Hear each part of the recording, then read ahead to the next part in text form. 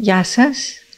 Σήμερα θα σας μιλήσω για ένα βιβλίο που διάβασα πρόσφατα. Το έχει γράψει ο Γαλλινός και λέγεται «Περί αληπίας». Θα μοιραστώ μαζί σας την κεντρική ιδέα που έχω φτιάξει εγώ βάσει των σημείων που θεωρώ ότι είναι τα πιο σημαντικά μέσα από το βιβλίο. Μέσα από αυτά θα βρείτε τους τρόπους που θεωρεί ο ίδιος πιο κύριους, ώστε ένας άνθρωπος να μπορέσει να αποσυνδεθεί από τη λύπη και τη δυσαρέσκεια. Το περί αληπίας είναι ένα δοκίμιο σε μορφή επιστολής, το οποίο γράφτηκε ως απάντηση στο αίτημα ενός ανώνυμου φίλου του Γαλλινού. Ο φίλος αυτός επιθυμεί να ανακαλύψει τους φιλοσοφικούς μηχανισμούς που εξασφάλισαν στο Γαλλινό αυτοέλεγχο όταν μία καταστροφική πυρκαγιά στο Παλατινό Λόφο το 192 μετά Χριστό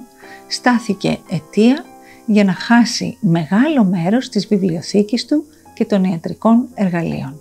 Το θεματικό πλαίσιο καθιστά σαφές από την αρχή ότι αυτό είναι ένα δοκίμιο με ηθικοπλαστικό σκοπό που προοριζόταν να έχει άμεση εφαρμογή στην καθημερινή ζωή μιας ευρύτερης κατηγορίας αναγνωστών. Αυτό που καθιστά το περί αληπίας σπάνιο ανάμεσα στην πλειονότητα των έργων της πρακτικής ηθικής είναι ότι η ηθική διδασκαλία που προσφέρει ενισχύεται με ένα αυτοβιογραφικό τόνο, ο οποίος συμβάλλει σε ένα ζωντανό είδος ηθικοπλαστικής αφήγησης. Η θεραπεία που προσφέρει οπτικοποιείται μέσα από ένα πολύ προσωπικό φακό και συμβάλλει εν τέλει στην εδραίωση του ρόλου του Γαλλινού ως πρακτικού ηθικολόγου, διότι διασφαλίζει ότι οι οδηγίες του αποτελούν συμβουλές που έχουν ήδη δοκιμαστεί και αποδειχθεί επιτυχής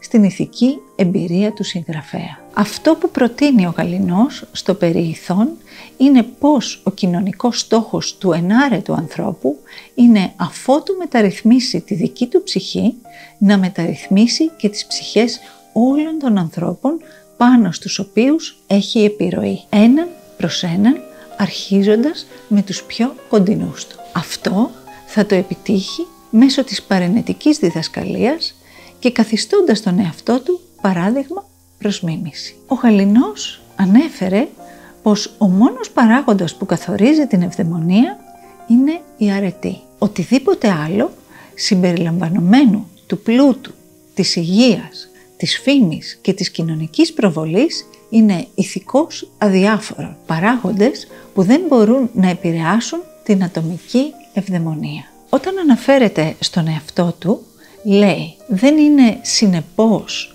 σπουδαίο πράγμα το γεγονός ότι δεν λυπήθηκα καθόλου για την απώλεια των αγαθών μου, γιατί πάντοτε αυτά που απέμειναν ήταν πολύ περισσότερα από όσα θα επαρκούσαν». Πιο πολύ αξίζει να νιώσει κανείς συμπόνια για αυτόν που από τη μία ξοδεύει πότε 10.000 δραχμές, ενώ τα έσοδά του είναι 100.000, και από την άλλη λυπάται για την απώλεια 30.000.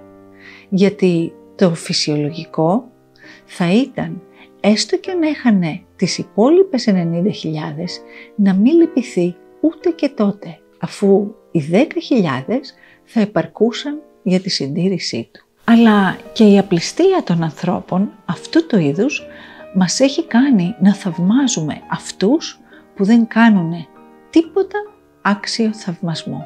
Αν πρέπει πάντως να θαυμάζουμε κάποιους, τότε είναι εκείνοι που ενώ έχουν χάσει τα πάντα, δεν λυπούνται καθόλου.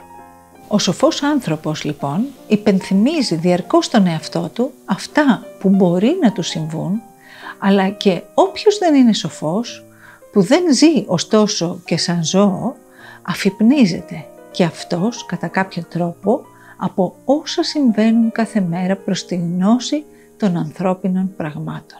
Και εγώ λοιπόν κάθε μέρα, βλέποντας αυτά τα δεινά, το ένα μετά το άλλο, γύμνασα τη φαντασία μου για την προοπτική να χάσω όλα όσα έχω, μας λέει ο Γαλλινός. Μετά από αυτό, αν χάσει ένα μόνο πράγμα από όσα του ανήκουν, χωρίς να του αφαιρεθεί τίποτε άλλο από τα υπόλοιπα, δεν πρόκειται να λυπηθεί. Εγώ λοιπόν σε συμβουλεύω να ασκείς γενικά τις φαντασίες της ψυχής σου, όχι μόνο κατά τα εκάστοτε γυρίσματα των καιρών.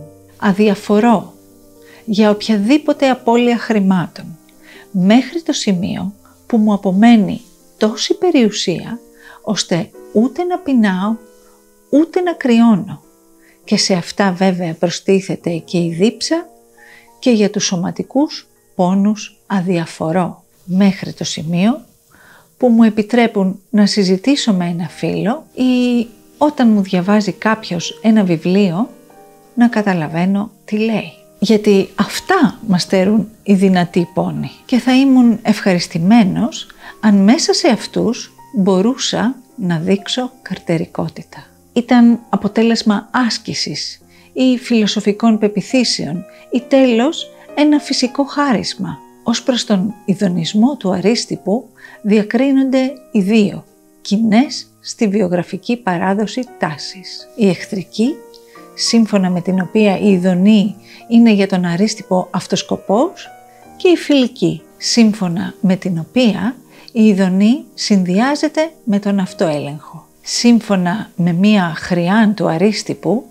την οποία παραδίδει ο στοβαίος εξουσία πάνω στην ειδονή, έχει όχι όποιος απέχει από αυτήν, αλλά όποιος την απολαμβάνει χωρίς να την αφήνει να τον πάει όπου εκείνη θέλει.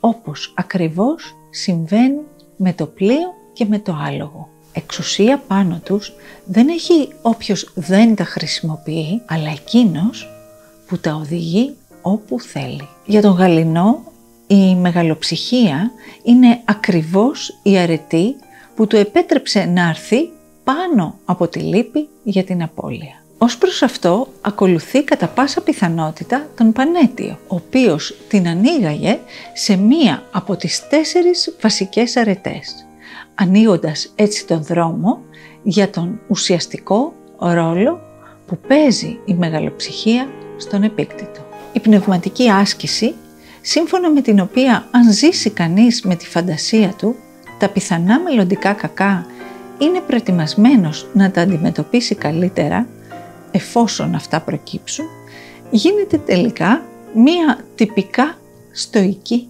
τεχνική. Αντίθετο στην τεχνική αυτή είναι ο Επίκουρος. Κάθε συμφορά όταν προκύψει είναι αρκετά οδυνηρή από μόνη της. Δεν χρειάζεται κανείς να σκέφτεται διαρκώς ότι μπορεί να συμβεί κάποια κακοτυχία, ώστε να βρίσκεται σε μία μόνιμη συμφορά.